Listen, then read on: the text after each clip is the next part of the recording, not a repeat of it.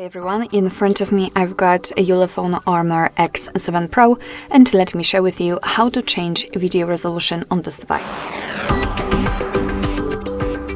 Let's start with opening the camera app, and currently we are in the standard photo mode, so let's firstly switch to the video one.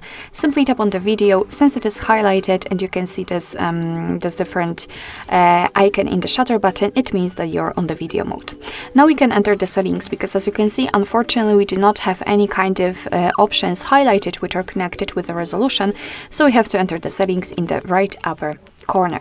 Now we have to tap on the video quality. Let's tap on it, and as you can see, we've got 4 different options: the FHD, HD, VGA and CIF. So of course it's up to you which option you prefer. Just tap on it. So let me choose VGA, and after tapping on it, of course you can tap on it again.